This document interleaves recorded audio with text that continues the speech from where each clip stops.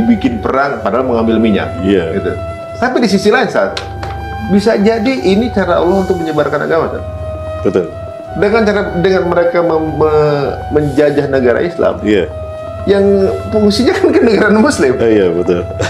Fungsi negara-negara non-muslim keisi Iya. fungsi. Iya. Mereka bilang, lu katanya Islam, kenapa larinya ke negara-negara non-muslim? Ke negara gua, orang Amerika ngomong gitu kan. Lu pada ngungsi ke negara gua, pulang ke negara lu. Gua akan pulang ke negara gua. Kalau negara lu pulang dari negara gua, kan gitu jawabannya. Jadi sebenarnya ini ada memang sebuah circle yang Allah ciptakan qadarullah untuk menyebarkan agama tanpa disalahin gitu kan, Ustaz? Betul. Itu tadi, jadi satu keyakinan kita sebagai seorang muslim bahwa Allah tidak akan diam atas apa yang dilakukan orang-orang zalim di muka bumi. A'udzubillahi minasyaitonir rajim. Wala tahsabannallaha ghafilan amma ya'malu zalimun innama yu'akhiruhum liyaumin tashkhasu fihil absar. Sungguh jangan kamu kira Allah diam saja atas apa yang dilakukan orang-orang zalim di muka bumi. Sesungguhnya Allah sedang merangsang mereka sampai pada waktu di mana mata mereka akan terbelalak. Yang pada saatnya ternyata harapan mereka tidak terwujud, justru yang terjadi adalah sesuatu di luar dugaan mereka. Dan sesuatu yang terjadi di luar dugaan mereka, itulah rekayasa Allah.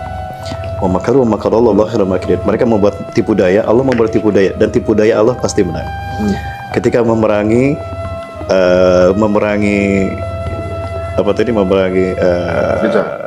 umat Islam, maksudnya memerangi Palestina, ternyata malah ada efek lainnya juga.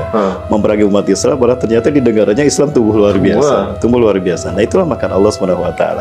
Ketika Firaun menyembelih bayi laki-laki, justru Allah kirim bayi yang akan menghancurkannya, Nabi Musa. Kan sekarang Allah sangat indah. Nah, semua ini Allah lakukan untuk membuat kita yakin bahwa Allah tidak akan pernah meninggalkan kita dalam kondisi sesulit apapun. Masya Allah. Ya. Dan polanya di luar dari pola manusia. Dan polanya di luar dugaan manusia. Min haitsu la yahtasib. Di luar. Dan itu indahnya Allah. Nah, termasuk skenario perang dunia ketiga, bagaimana Allah akan menzahirkan Islam, tentu jelas di luar nalar kita. Di luar nalar kita. Jadi Allah punya skenario untuk memenangkan Islam dengan cara yang terindah. Caranya gimana? Bisa jadi tanpa tetesan darah, tanpa dendam, tanpa tetesan air mata. Bagaimana Fathul Mekah terjadi? Kan Fathul Mekah tanpa tetesan darah, tanpa dendam kan? Hanya dengan takbir, tahmid, tahlil, dan tasbih tumbanglah kemusyrikan Arab. Dipikir bakal perang, padahal tidak. Sehingga hilangnya teknologi. Kan Islam itu zahir ketika teknologi tidak ada.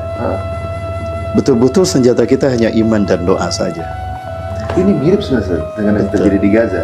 Betul. Kalau pola pemikiran kita, itu Gaza udah tinggal kalah doang. Harusnya. Kok nggak kalah-kalah gitu kan? Mereka kan boro-boro teknologi, Ustaz. Listrik nggak ada. Betul. Air nggak ada. Kan mereka secara resmi nggak punya pasukan. Betul. Nggak ada pemerintahan, nggak ada pasukan. Pemerintahan boneka kan? Nggak ada. Terus seolah-olah kayak no defense sebenarnya. Iya. Jangankan apalah sumber daya. Air aja nggak ada, gitu.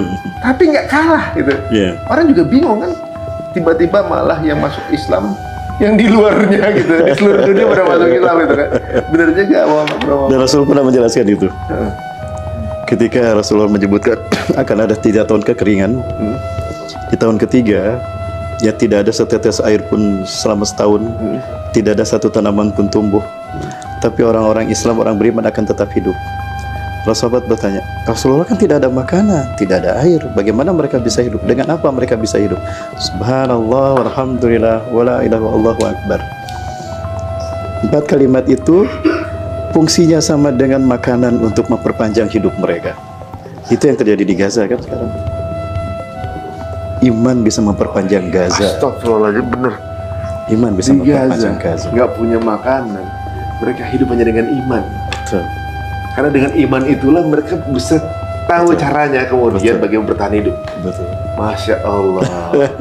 Kan mereka listrik udah nggak ada, tapi masih bisa ngirim gambar. Betul. Masya Allah, luar biasa. Betul. Nah, saat ini kita jadi penasaran, sebenarnya ada hidden agenda apa lagi sebenarnya yang belum terungkap.